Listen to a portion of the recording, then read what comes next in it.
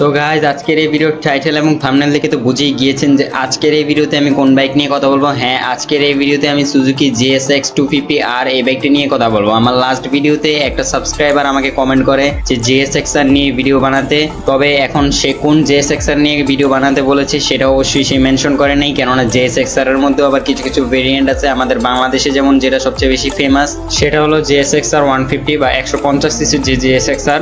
আর সে অবশ্যই কমেন্টে বলেছিল নিউ GSX-R নিয়ে ভিডিও বানাতে। এখন নিউ GSX-R আমাদের বাংলাদেশে যেটা 150 চলে সেটা নিউ মডেল আসছে কিনা জানি না, তবে 2024-এর একটা মডেল আসছে, সেটাতে অবশ্যই ডুয়েল চ্যানেল ABS আর কিছু গ্রাফিক্সের আর কি চেঞ্জ করা হয়েছে। এছাড়া কোনো কিছুরই চেঞ্জ করা হয়নি। আমি বলবো ভাই আপনি আমার চ্যানেলে গিয়ে GSX-R এর রিভিউ দেখে নিতে পারেন। আমি এই GSX-R নিয়ে আমাদের বাংলাদেশে যেটা চলে আর কি 150cc সেটা নিয়ে অনেক ভিডিও আমার চ্যানেলে দিয়ে রেখেছি।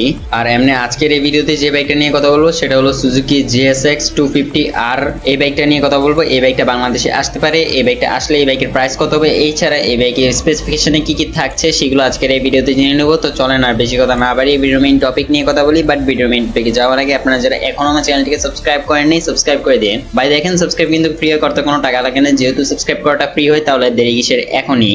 Vipers coiled. Oh, Thomas Lawrence! Stop! শুরুতেই কথা বলি বাইকের সৌন্দর্য নিয়ে, আই মিন লুকস নিয়ে। এই বাইকের লুকস একেবারে যে ভালো সেটা বলবো না। এই বাইকের হেডলাইটটা আমার কাছে খারাপ লেগেছে। টেডলাইটটা অনেকটা GSX-R 150 ওইটার মতনই রয়েছে, তবে ফ্রন্টের লুকসটা আমার কাছে অতটা ভালো লাগে নাই। যদি আমাদের বাংলাদেশের GSX-R এর সাথে কম্পেয়ার করি সেক্ষেত্রে আমাদের বাংলাদেশের GSX-R এর ফ্রন্টের লুকটা সুন্দর। ওভারঅল যদি আমি আমার ওপিনিয়ন দিয়ে বলতে চাই সেক্ষেত্রে আমার কাছে এই বাইকের লুকস অতটাও ভালো লাগে নাই, মানে একেবারেই ভালো লাগে নাই। আপনাদের কাছে কেমন লেগেছে সেটা অবশ্যই কমেন্টে জানাবেন। সো লুকসের পর এখন কথা বলি এই বাইকের ইঞ্জিন নিয়ে। এই বাইকের ইঞ্জিন হিসেবে আপনারা পাবেন 248cc 4 stroke 4 valve 2 cylinder liquid কুলেটের FI DOS এর একটা ইঞ্জিন। এই বাইকের এই ইঞ্জিন দিয়ে আপনারা এই বাইক থেকে ম্যাক্সিমাম পাওয়ার পাবেন 24.7 হর্স পাওয়ার এট 8000 RPM এবং ম্যাক্সিমাম টর্ক পাবেন 23.3 নিউটন মিটার এট 6500 RPM। এই বাইকে দুইটা সিলিন্ডার থাকছে। দুইটা সিলিন্ডার থাকলে সুবিধা কি? সুবিধা হচ্ছে হলো একটা, সেটা হচ্ছে হলো কি মাইলেজ একটু কম পাবেন, আর হচ্ছে হলো কি এটা সুবিধার মধ্যে পড়ে না অসুবিধার মধ্যে পড়ে। তবে সুবিধার মধ্যে পড়ে হচ্ছে হলো পারফরমেন্স অনেক বেশি পাবেন এই বাইক থেকে, আর এক্সজস্ট নোটটা কিন্তু অনেক গম্ভীর হবে। এগুলো হচ্ছে হলো সুবিধার মধ্যে পড়ে। আর এছাড়া এই বাইকের এই ইঞ্জিন কনফিগার দিয়ে আপনারা এই বাইক থেকে সর্বোচ্চ গতি তুলতে পারবেন 180 কিলোমিটারের উপরে এবং সর্বোচ্চ মাইলেজ পেয়ে যাবেন 20 থেকে 30 কিলোমিটারের আশেপাশে। যেহেতু ডুয়েল সিলিন্ডারের বাইক সেক্ষেত্রে অবশ্যই মাইলেজের বিষয়টা একটু দামাচাপা দিতে হবে। যাই হোক, ইঞ্জিনের উপরে এখন কথা বলি এই বাইকের টায়ার এবং ব্রেক নিয়ে। এই বাইকের ফ্রন্ট হুইলে আপনারা পাবেন 110/80 সেকশনের টায়ারের সঙ্গে 290 মিলিমিটারের ডিস্ক উইথ ABS, এবং রেয়ার হুইলে আপনারা পাবেন 140/70 সেকশনের টায়ারের সঙ্গে 240 মিলিমিটারের ডিস্ক উইথ ABS। অর্থাৎ এই বাইকে আপনারা ডুয়েল চ্যানেল ABS পেয়ে যাবেন।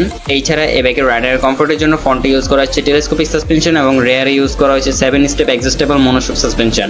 এই বাইকের হেডলাইট টেল লাইট ইন্ডিকেটরের মধ্যে আপনারা হেডলাইট এবং টেল লাইটটা পাবেন LED এর। এছাড়া ইন্ডিকেটরগুলো থাকছে হ্যালোজেন লাইটের। এখন অনেকে বলবে আমি হ্যালোজেন লাইট আর LED লাইটের মধ্যে পার্থক্য জানি না। ভাই জানি, আপনারা চাইলে আমার চ্যানেলে গিয়ে দেখে আসতে পারেন। এটা নিয়ে আমি আলাদা একটা ভিডিও বানিয়ে রাখছি। এই কিছুদিন আগে আমার একজন বোকাচোদার বাচ্চা আর কি মেসেজ দিছিল যে আমি নাকি হ্যালোজেন লাইট আর LED লাইট সম্পর্কে জানি না। মানে কি বলবো, কিছু বলার নাই। পরে ওরে আর কি দামা দিছি ধরে গালি। যাই হোক, এই বাইকে আপনারা স্পিডোমিটার হিসেবে কিন্তু ফুললি ডিজিটাল একটা স্পিডোমিটার পাবেন, তবে স্পিডোমিটারে থাকছে না রঙের ছোঁয়া। আর স্পিডোমিটারটা কিন্তু অনেকটা আমাদের বাংলাদেশের GSX-R এর মতন, যেটা আর কি চলে আর কি বাংলাদেশে, সেটার মতনই প্রায়। আর আরেকটা কথা, এই বাইকে কিন্তু GSX-R এর মতন কিলেস সিস্টেম নাই, মানে এটাতে কি দিয়ে আপনার স্টার্ট করতে হবে, যেটা আজকে আমার কাছে খারাপ লেগেছে। এটাতেও কিলেস বানাইলে একটু ভালো হইতো আমার মতে আর কি, কেননা দেখতে আর কি ভালো দেখা যায়, একটু প্রিমিয়াম কোয়ালিটি মনে হয় কিলেস বাইকগুলা। এখন এই বাইকের বডি ডাইমেনশন নিয়ে কথা বলি। এই বাইকের height 1110 millimetre, length 2085 millimetre, seat height 780 millimetre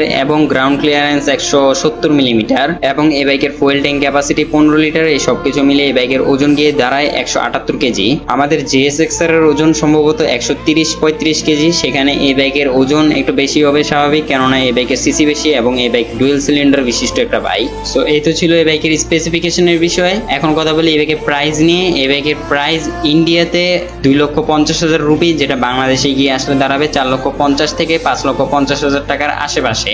এটা কিন্তু পুরোপুরি আমার আনুমানিক দাম, কেননা আমি কিন্তু বাইক ইম্পোর্ট করি না, আর আমি কিন্তু বাইকের প্রাইস নির্ধারণ করি না, এটা আপনাদের বুঝতে হবে।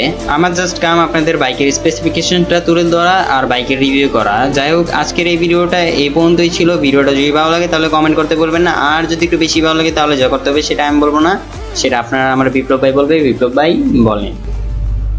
एक तो लाइक और शेयर ठोक दीजिए, महाकाल का लाइक और शेयर ठोक दीजिए, 5,000 लौटे दिख जाना चाहिए।